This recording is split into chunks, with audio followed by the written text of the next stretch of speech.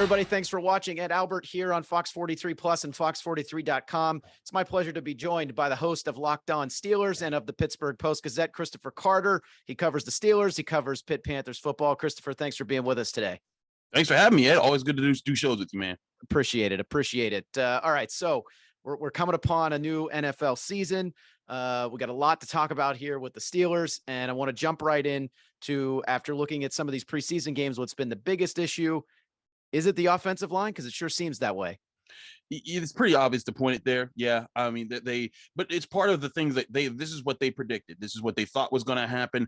They invested to have a lot of skilled players, to have a very, a kind of a good level, a good bar to set for the quarterback position to say, hey, if Mitch Trubisky and Kenny Pickett didn't show up and have a good camp and a good preseason, well, then they'd have Mason Rudolph, who they at least knew what level he could play to. But I'd say with the quarterback play, that's not as much of a concern as far as them being a bad group. It's now about who do you want to start and how good can they be for you. So there's that part of it. But yeah, the offensive line, they had I'd say they had a decent first game against the Seahawks. They run blocked very well. There were a couple mishaps in the pass protection, but by and large, it was good. But then they had a terrible performance against the Jacksonville Jaguars. And that's where everyone's kind of looking at right now. Like, is this offensive line going to need to be rebuilt in the middle of the season? But it's something that we said in the preseason, or in the offseason, Ed, was this offensive line is very young. Even the veterans that they signed are very young. I think Mason Cole's like 27, 28 years old.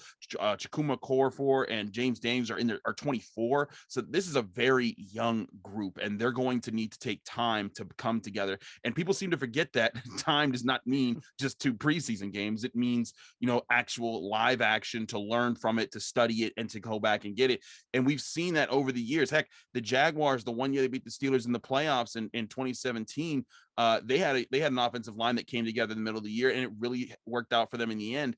I think the Steelers, I'm not saying they'll get to a high level of an offensive line play, but I do think they'll look better as the season goes along. The key is going to be who becomes the anchors of this offensive line that they carry into the future seasons. Now, you've seen them play couple of preseason games now. The first game against the Seahawks, the rushing game has been something that's been talked about a lot.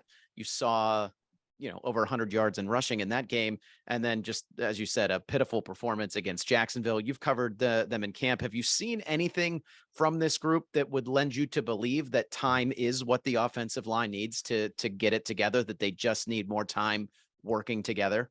Well, definitely. When I watch them play, and I listen to them talk about this all through not just camp, but OTAs and mini camp, they talk about how Pat Myers teaching them new things, is working with them to understand things, and conceptually they seem to understand what he's trying to teach them. But this is why football is such an amazing game. You can conceptually understand everything, every part of the game. I understand lots of it. I can't do any of it. That's why I talk about the sport. But even for NFL players, you may know what you're supposed to do, understand how it's supposed to work, but as a lineman, until that guy rushes you and you understand, how long your arms are versus that opponent, and how how far of a drop back, how your feet need to be placed, how you work with the linemen that are next to you, whether it's on your right or your left shoulder or both, all of that plays a factor into how you play. And I think that's what this offensive line needs, is more time for them to gel.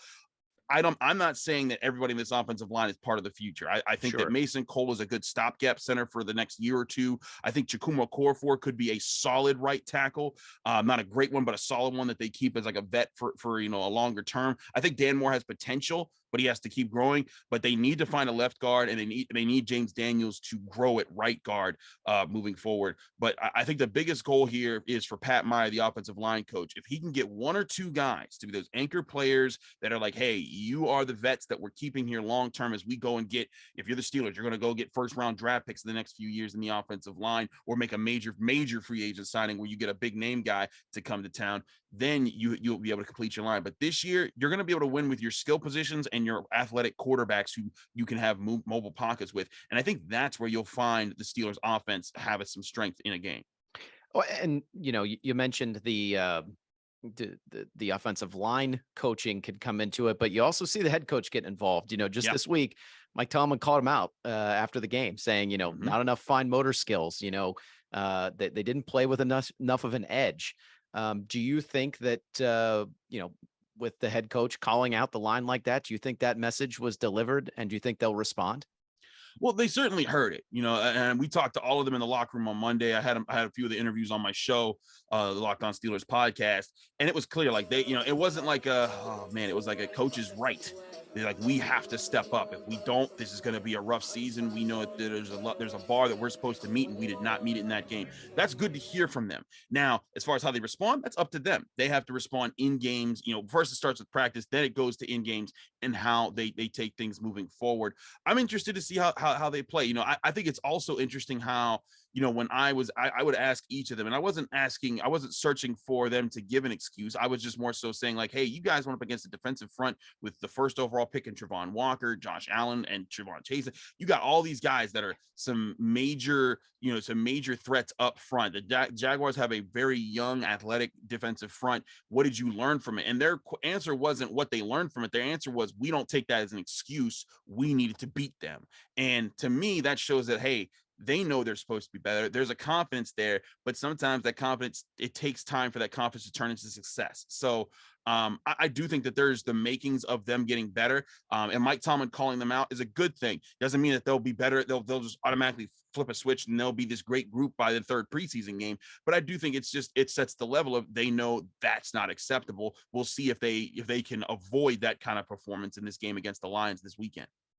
Yeah. And I mean, and it comes down to, they're the ones that are going to be, tasked with guarding whoever ends up at quarterback. And that's the other big question I want to get to with you, Christopher, is, two prongs here. Who should get the job and who do you think will be the starting quarterback?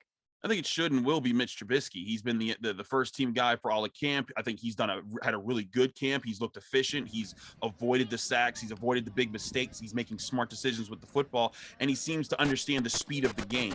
I think Kenny Pickett has really made a good argument for him to be the QB2 in this offense, and to be the guy that, if Mitch Trubisky struggles or gets hurt, that the Steelers should take a chance on. I think Mason Rudolph's done a good job acquitting himself as far as, like, hey, I am an NFL quarterback, but you see the limitations. He's not as mobile as the other guys.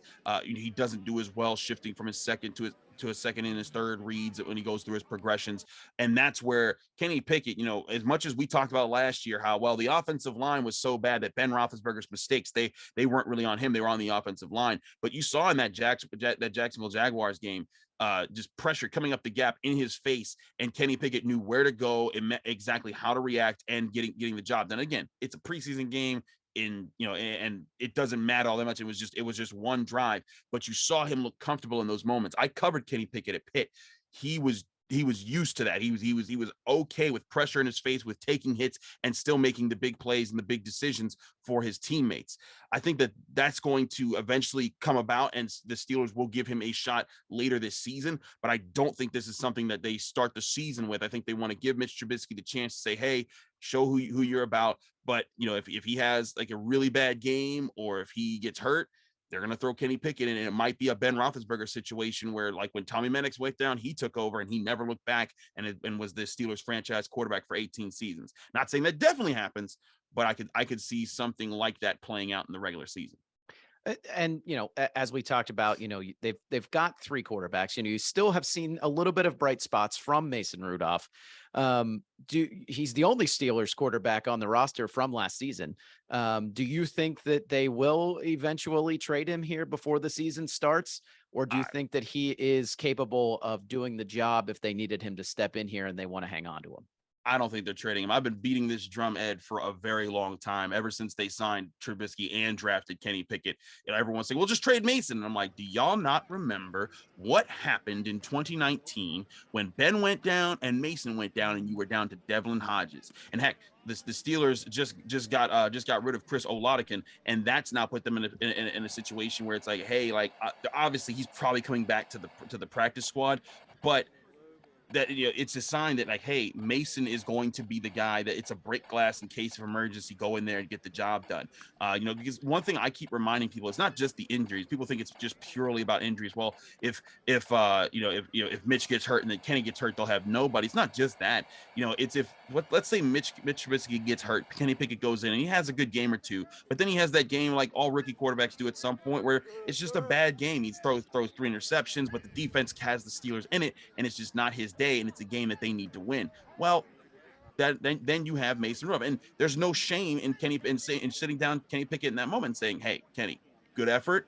We're gonna learn from this. Take a seat. We're gonna put in Mason and see how he does." And it gives you a guy who knows your offense. Not only is Mason Rudolph the only quarterback from last year still on the roster, he has the second most starts under Mike Tomlin as a quarterback. Not Charlie Batch, not Byron Leftwich. The second most, of course, behind Ben Roethlisberger. They trust him for that, and I think that they trust, like, hey, keep him around because he can be that guy to come through in a pinch when you need a change of pace at the quarterback position. And neither Mitch Trubisky nor Kenny Pickett have earned the Ben Roethlisberger right to, hey, if you've thrown 5 interceptions in a game, you can go back out there because you're the franchise guy and the 2-time Super Bowl champion quarterback. Maybe if Kenny Pickett wins a Super Bowl or 2 and he becomes the definitive franchise quarterback guy, but he's not that yet. And that's why they should keep Mason Rudolph, because they will have emergencies like that at the quarterback position this year.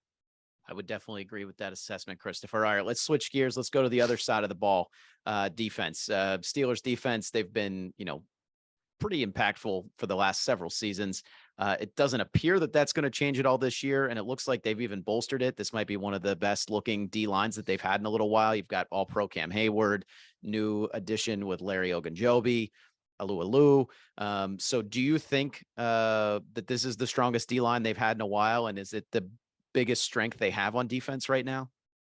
I wouldn't say that the toughest. I think the toughest was like 2019 when they had Cam Hayward, Stephon Tuitt, Bud Dupree, and TJ Watt just wrecking shop. I think that would be their toughest group. And Tyson Alualu was part of that group as well. But I do think that they have a lot of potential to be a lot better than last year. Cam Hayward, I think, is still going to be Cam Hayward. He's still going to destroy people. I think Larry Ogunjobi is a very good guy to line up next to him. He can beat one-on-ones. He can be a consistent presence in the middle. And I think you pair that with both TJ Watt and Alex Highsmith. I think Highsmith is in for a big year. I think he's going to make some really big moves. I think TJ Watt is going to continue to be TJ Watt and be a league leader in sacks in that department. And I think they've got good depth, because last year, if you were asking Chris Wormley to start, I think that's a problem. But coming off the bench, that's a little bit better. Isaiah Loudermilk, he's not a starter. He's not like a Brett Kiesel future guy he's not a guy that's going to take over all the defensive snaps this year, but I think he's a decent backup. And then you have Marvin Leo, who had his first preseason sack this past weekend. I think that he's one of the best steals of this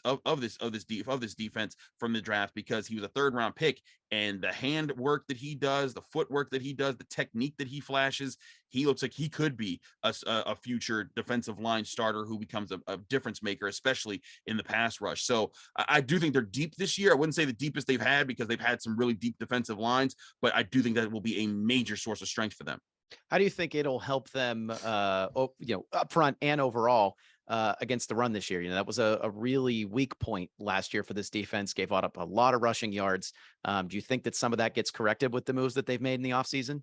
Well, yeah, I mean, they were dead last in rushing defense for the first time since 1941. I mean, that's how that is a long streak to break of not doing that. But I will say, I do think they're going to be better, simply because once Ogunjobi and Hayward, play together some more, and they start playing in these NFL games, they're going to do so much better at handling offensive lines than last year's guys did, where Cam Hayward was getting double teamed a lot, and that was fine. But when Chris Wormley got double teamed, he got blown off the ball. He couldn't anchor down.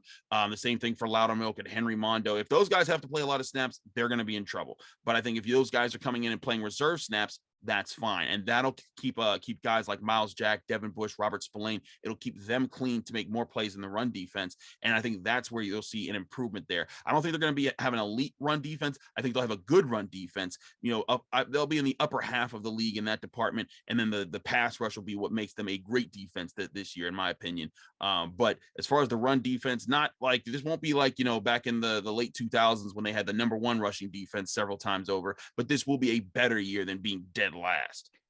Anything better than dead last is going to be an improvement, especially, when you've got the type of fans that the Steelers do. And, we're used to that hard nose, steel curtain style defense. And, that's sort of a pride hit there. So anything would be an improvement on that. But you mentioned him briefly. He's the sack master, TJ Watt, pretty much one of the heart and soul of that defense. And Minkah Fitzpatrick, the standout there in the secondary. They seem to be the 2 best players. You think that'll stay again this year, and what they mean to this defense, when they're clicking on all cylinders? I mean, I think that they are the two best players on this defense. I also think that what the Steelers have added around them is going to really help. Ogunjobi on the defensive line will help, be another player that the offensive lines can't ignore.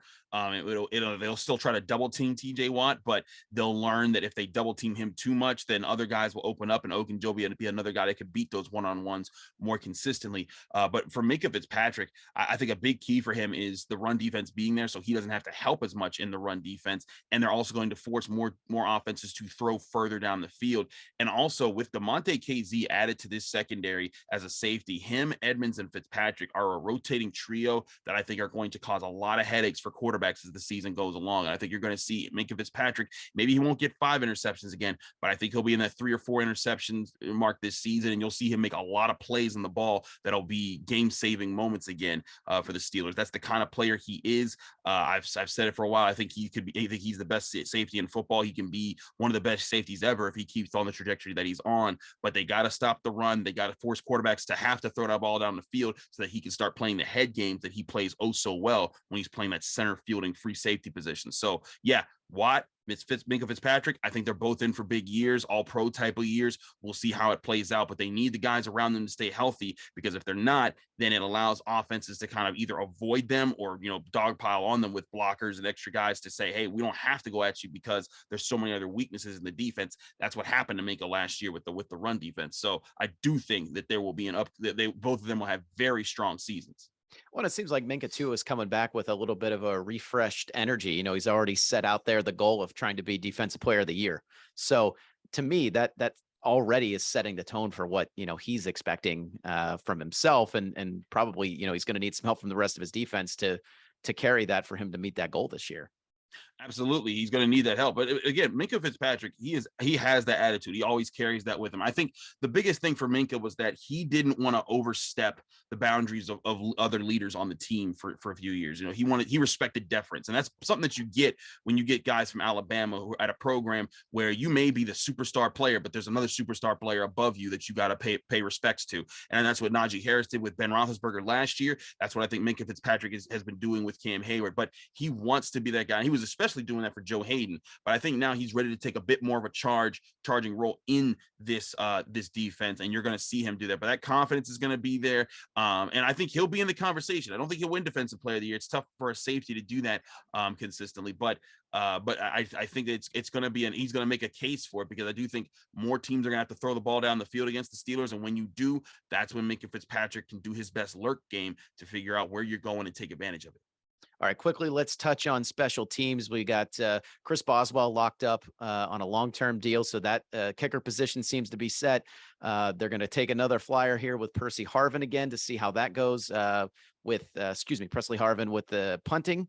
There was a little bit of controversy toward the end of last year. They went back to him. They bring him back for another year. Your thoughts on the kicking game, and then where you see Danny Smith with any sort of blocking adjustments or anything this year, as they defend. Well, I mean, I think Chris Boswell is up there with it's him and Justin Tucker as the best two kickers in the NFL right now, and they're getting paid as such. Chris Boswell, when he got his extension, he was being paid as much as Justin Tucker, and then Justin Tucker got a new contract that made him get paid a little bit higher. So there was that game being played this offseason. But when you look at, and I did a few segments of this on Locked On Steelers this summer, but like when you compare Chris Boswell to some of the greatest all-time kickers, he measures up to all of them. Like Adam Vinatieri, even Justin Tucker right now, his numbers are up in there. So Chris Boswell is a guy they had to keep. He wins you games. He keeps you in games. You cannot pass up on that guy. So him being re-signed was a gimme. Danny Smith even told us in minicamp, he was like, don't worry about that. That will happen at some point. Now, Presley Harmon, I think that's where you're gonna run into something that's interesting, because in practice, I can tell you Presley Harmon is booming this ball. I've seen him punt some 70-yarders. With great hang time. He's done a great job at that, and you saw that with the free kick after Mason Rudolph's safety against the Jaguars. He boomed it, and it went inside the 10-yard line and was really good. But he has to be more consistent. But he says, hey, I know I have to be more consistent. In fact, I talked to him on Monday after Steelers practice and was like, hey, how do you see yourself right now? He's like, hey, I'm getting there, but I still have to be that word, consistent. And but I think that they liked his potential. They see what he's got. He's more in shape this year, and I think they like what they're seeing. You're going to see him get better, and if he develops that consistency, Ed, watch out. He could be a guy that puts himself in best punter in the league territory. That's what we'd like to hear. Okay, let's get to it. Who are your players to watch this year? Players to watch. Well, a few guys, they're kind of obvious. Everyone's talking about George Pickens. I truly think that this kid can be one of the best in the NFL, not just of his rookie class, but in the NFL, with the way that he contorts his body. He attacks the ball with his hands. He attacks the ball when he has the ball. He attacks the defense with the ball in his hands after the catch. He puts it all together. And I think he still has things to do and things to sharpen, like every rookie does. But man, if he gets some good matchups this year, I think he's going to rip some people's heads off on the defense and make some really big plays that make it easier for the quarterbacks to play well. So he'd be at the top of my list of players to watch. I'd also say Miles Jack. Everyone talks about Devin Bush, and he has been struggling, but Miles Jack has been such a good player in training camp and in the preseason against the run and in the pass. Watch out for him. I think Miles Jack is going to be a much beloved defender that was added in free agency that a lot of Steelers fans will come to know and love. So do keep an eye out for him. I do think he's a big player in this equation. I'd also say watch out for DeMonte KZ, because he's sort of the third safety in the Steelers rotation, but they're using him a lot. And I think that his ball instincts and his ability to make different plays and read what's going on in the field, that's going to make him as sort of an extra option to say, hey, he's not the superstar safety, but he's the guy that if you're napping, if a quarterback thinks, oh, I can just fit this in here because he's the third guy on the field, that's where he can take advantage of you, and you can create it hard for offenses to find the mismatches that they normally expect when they're going up against a third safety or defensive back who's on the field. All right, let's end here with what you think your season prediction is going to be. I'm trying to be optimistic. I've said 8-9, 9-8, but I'm interested to get where you're sitting at for this season, Christopher. I'm going 10-7. Wow. I think the Steelers, they have potential right now. Biggest thing is can their offensive line just not be bad? Everyone says that this offensive line. If this offensive line, they don't have to be elite, they don't have to be good. If they hold the level, if they can be like middle part of the league, even like 18th or 19th best in the league, it does so much for what this offense has in the skill positions. And I think that that's where you're going to find a surprising amount of offense for this Steelers team. And I think, again, the run defense, they won't be the upper tier, but they'll be good. And last year they led the NFL in sacks with the worst rushing defense in the NFL. I think they can do a lot more if they're just being a decent and okay run defense in the NFL, which I think they will be this year. That'll up the sacks, which will up the interceptions, which will up the wins, because this team will win off of turnovers, defense, and an opportunistic offense who takes advantage of short fields. That's what I think they can do with the skill players that they have. So I'm saying 10-7. I think they're right in that playoff hunt. You'll still make the playoffs either as probably as a wild card and get a good chance in there. I got the Ravens winning the division, though. I think that their injuries from last year, now that those guys are back, I think they're ready to strike and they'll be good. I honestly see the Bengals taking a bit of a Super Bowl slump here after losing the Super Bowl. They're going to struggle for a bit as a young team. They need to re-identify themselves. I think they'll be back much like the Rams were if they lost their Super Bowl. But they missed the playoffs for a year before they rebounded and made it back. I think the Bengals are on a similar path, and the Steelers get to take advantage of that with a young team that's very hungry. All right, Christopher Carter is optimistic. Christopher, let the people know, where can they listen to your work? Where can they read your work? What can we find all the good stuff you're doing? You can find me on Twitter and Instagram at Carter Critiques. You can listen to or watch the show Locked On Steelers Monday through Friday. We're on Apple, Spotify, Google Podcasts, Odyssey, and YouTube. Check me out on all those different places. We are for free, so you can check us out anytime you want. You can also read my work at the Pittsburgh Post-Gazette, where I cover Pitt athletics. You'll see me writing about Pitt football a lot right now. When Pitt basketball comes back around, we'll be adding that as well. So very excited for a fun Pitt season, because they also look like they're about to have a really strong year in the ACC. But find me at the Pittsburgh Post-Gazette and the Locked On Steelers, and is also right here whenever Ed wants to bring me on FOX43. All right, Christopher, thank you so much. That's Christopher Carter. I'm Ed Albert. Thanks so much for watching, and we'll catch you next time.